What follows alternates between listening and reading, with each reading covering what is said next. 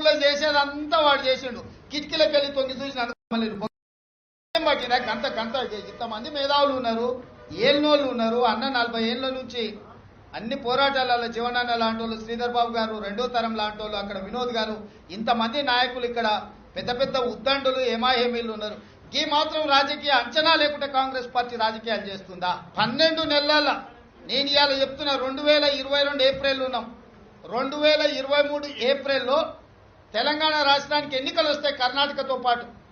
12 నెలలలో రాబోయే ఎన్నికలలో ప్రభుత్వం ఏర్పాటు చేస్తున్నది మేము 90 సీట్లతోటి.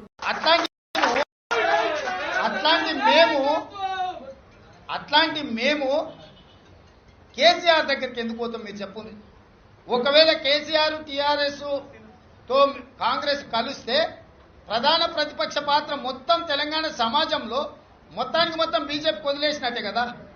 దేశంలో బీజేపీకి వ్యతిరేకంగా కొట్లాడుతున్నదే మేము. కేసీఆర్తో మేము కలిసి ప్రధాన ప్రతిపక్ష పాత్ర నుంచి మేము తప్పుకుంటే 24 గంటల ఆ స్థాయికి బీజేపీ ఎదుగుతుంది కదా. అంటే మా నిర్ణయము బీజేపీకి సహకరించడానికి మేము నిర్ణయాలు తీసుకుంటామా?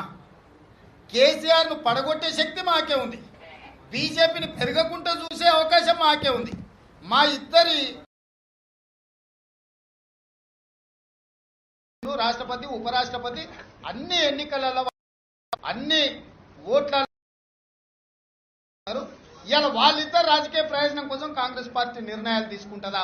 కాబట్టి ఎలాంటి శశబిషలు అక్కర్లేదు. తెలంగాణ సమాజం స్పష్టంగా కాంగ్రెస్ పాటు కేసీఆర్ను బోధించడానికి ఎలాంటి చర్చ లేవు, ఎలాంటి వాటికి అవకాశం లేదు. దయచేసి మీడియా మిత్రులారా సమన్వయం పాటించండి. కొన్ని పత్రికలు, కొన్ని ప్రసార సాధనాలు ఉన్మాదంతో ఉన్నాయి. ఎందుకంటే వాటికి ఇంధనం పెట్టుబడి కేసీఆర్ది. వాటికి మేమేం పట్టించుకుంటున్నాం, వాళ్ళు ఏమేసినా ఎవరు నమ్మడు. కాబట్టి మిగతా న్యూట్రల్ మీడియాకు కొంచెం న్యూట్రల్గా ఆలోచన చేయండి, కొంచెం లాజిక్ తోని ప్రజలకు చెప్పే ప్రయత్నం చేయాల్సిందిగా కోరుకుంటున్నాం. ఇప్పుడు ప్రశాంత్ కిషోర్ అనేవాడు కాంగ్రెస్ పార్టీ కండువ కప్పుకున్న తర్వాత ఆయన ఇంకా నోమోర్ రాజకీయ వ్యూహకర్త, ఆయన కాంగ్రెస్ పార్టీ కార్యకర్త.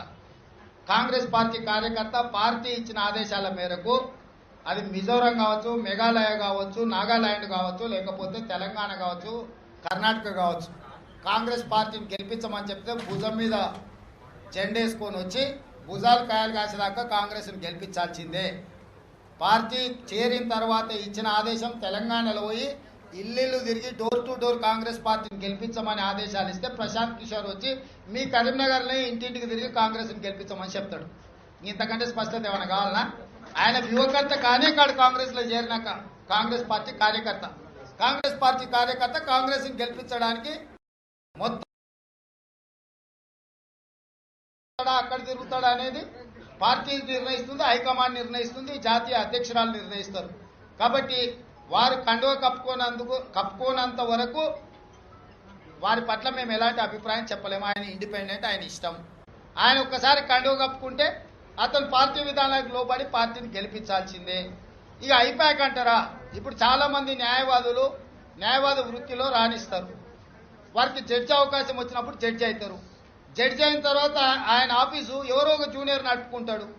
అంతేగాని మళ్ళా పైన ఉండే జడ్జి కిందకు వచ్చి నా ఆఫీస్కు కేసు వచ్చింది కాబట్టి నేనే కేసు వాదిస్తా, పైన కూర్చొని జడ్జిమెంట్ రాస్తా అంటాడా?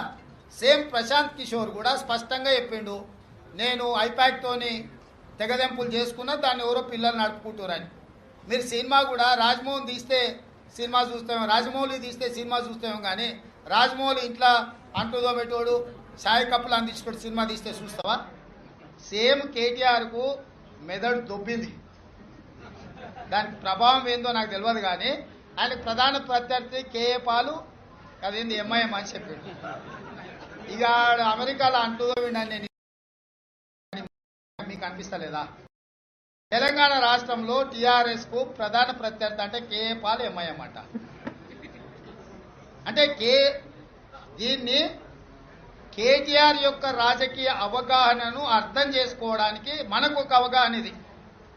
తెలంగాణ రాష్ట్రంలో టీఆర్ఎస్ పరిస్థితి ఏంది, దానికి ప్రత్యామ్నాయం ఎవరు అన్న సంగతి కూడా కేటీఆర్కి తెలియదు. అంటే తండ్రి మొత్తం కుప్ప పోస్తే కుప్పల వాడి మెక్కుతున్నాడు, దొంగ ఎద్దు చేలో వాడి మేసినట్టు మేస్తున్నాడు తప్పితే ఆయనకి ఏం తెలుసు? కాబట్టి ఇట్లాంటి చిల్లర మల్లర మాటలతో ఏం ప్రయోజనం లేదు. కాంగ్రెస్ స్పష్టత ఉంది. దగ్గర కూడా రానియం. ధన్యవాదాలు. ఇప్పుడు పెద్దలు హాయ్ ఫ్రెండ్స్, మా టుడే టుమారో యూట్యూబ్ ఛానల్ చూస్తున్నందుకు చాలా థ్యాంక్స్. మరిన్ని లేటెస్ట్ వీడియోస్ కోసం వెంటనే సబ్స్క్రైబ్ చేయండి. అలాగే ఈ బెల్ ని కూడా రింగ్ చేసేయండి. మా నోటిఫికేషన్స్ అన్ని మీ మొబైల్లో వస్తాయి. అలాగే మా వీడియోస్ మీకు నచ్చితే లైక్ చేయండి, షేర్ చేయండి, నచ్చకపోతే కామెంట్ చేయండి.